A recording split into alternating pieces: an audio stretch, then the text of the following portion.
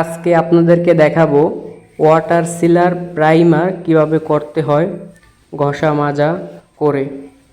A to Z সব কিছু দেখাবো, কিভাবে ঘষতে হয়, কিভাবে সিলার বানাইতে হয়, কিভাবে পানি মিশাইতে হয়, কিভাবে ঝাড় দিতে হয়, তারপরে কিভাবে রং করতে হয় ওয়াটার সিলার প্রাইমার। এটা হচ্ছে পাথর 60 নম্বর। এভাবে আপনারা ঘষে নেবেন সুন্দর করে। কোনো জায়গায় যদি প্লাস্টার একটু খারাপ বাজে তাহলে আপনারা ওই জায়গায় একটু ধীরে ধীরে ঘষবেন, আরসা আরসা বানাবেন না, ঘষা হালকাভাবে ঘষবেন, শুধু আলগা বালিটা ফালাবেন। সুন্দর করে ঘষার পরে আর এই জায়গাটা হচ্ছে মোরেলগঞ্জ গুলিশাখালী। আমরা খুলনার বাহিরেও কাজ করি। এই যে আমাদের সোহাগ চাচা পাথর দিয়ে ঘষে 60 নম্বর ওয়ালে নতুন প্লাস্টার। কিছু কিছু জায়গায় প্লাস্টার একটু খারাপ হয়েছে, ঘষা দিলে পড়ে যায়, ওই জায়গায় কাগজ দিয়ে ঘষবেন অথবা পাথর দিয়ে যদি ঘষেন তাহলে ধীরে ধীরে হালকাভাবে একটা ঘষা দিবেন। ওখানে বেশি ঘষা আরসা আরসা বানাবেন না, তাহলে প্লাস্টারটা আরও খারাপ হয়ে যায়।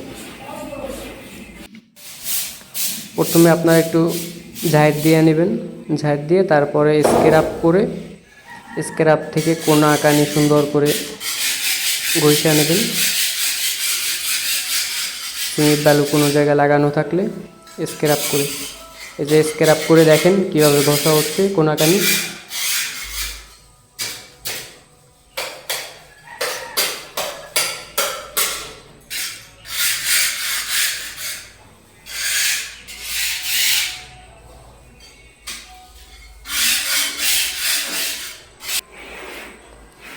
প্রথমে আপনারা কোনায় এই যে সিলিংয়ের যে সাইডটা, ওই সাইডটা আপনারা পাথর দিয়ে এভাবে ঘষবেন, তাহলে লাইনটা অনেক সুন্দর হবে। তাহলে হচ্ছে গিয়ে আর যখন রং করবেন লাইনটা অনেক সুন্দর আসবে, আপ ডাউন দেখা যাবে না। পাথর দিয়ে এভাবে সাইডটা ঘষে নেবেন, তারপরে সুন্দর করে ঘষা শুরু করবেন 60 নাম্বার পাথর দিয়ে। এই যে দেখেন কীভাবে ঘষতে হয় পাথর দিয়ে।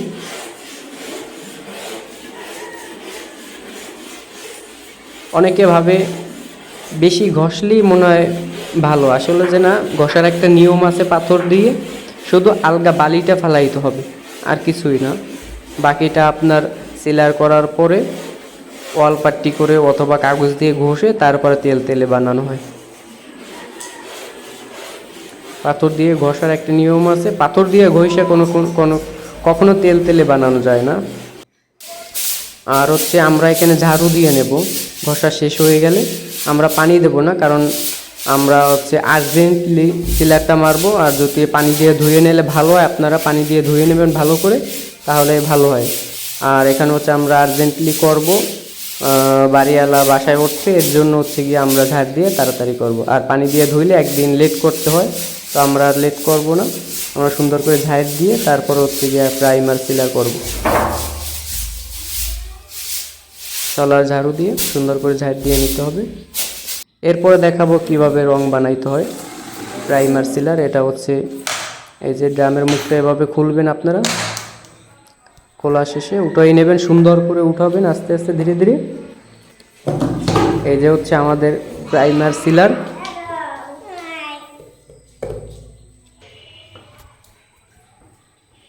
আর পানির পরিমাণটা হচ্ছে 1 গ্রাম সিলারের সাথে 1 গ্রাম পানি দেওয়া যায়, কিন্তু আমরা দেব হচ্ছে 1 গ্রামের সাথে হাফ গ্রাম পানি, কারণ এখানে শুধু সিলার করা হবে, রংটা একটু পরে করা হবে, এর জন্য যাতে সিলারটা একটু সাদা দেখা যায়, এর জন্য আমরা পানির পরিমাণটা কম দেবো।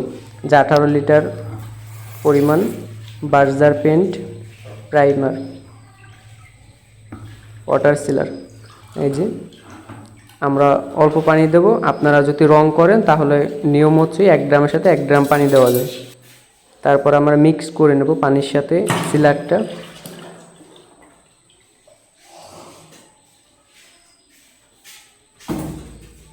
আপনারা এইভাবে ঢালপিট করে তারপর হচ্ছে মিলাই নেবেন।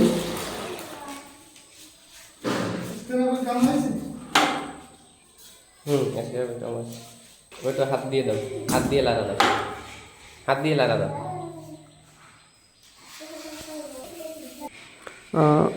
অনেক সময় আপনারা সাইডে আগে মারবেন, সাইডে ব্রাশ দিয়ে মারার পরে তারপর হচ্ছে গিয়ে আপনারা রোলার টানবে, রোলার টানার পরে আবার ব্রাশ মারবেন, কারণ এই সাইড কোনাগুলো হচ্ছে গিয়ে একটু খারাপ দেখা যায়।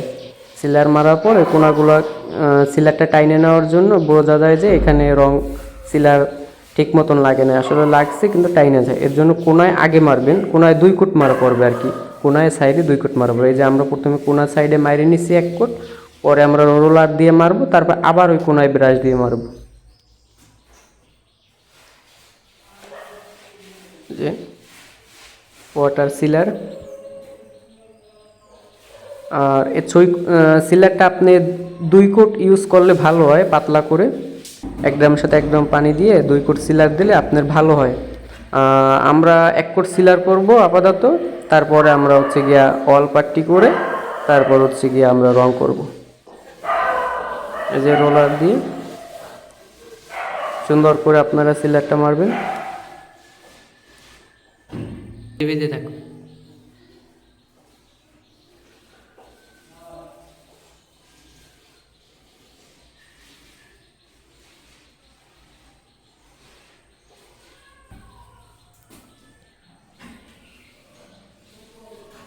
আর সিলারে অনেকে বাড়িওয়ালা বলে যে সিলারে দাগ দেখা যায়, একটু দাগ দেখা যাবে, কারণ এটা আপনার রং না, এটা সিলার, এটা একটু দাগ দেখা যাবে, জোড়া কিছুটা দেখা যাবে, সুন্দর করে মারলে ভালো দেখা যায়।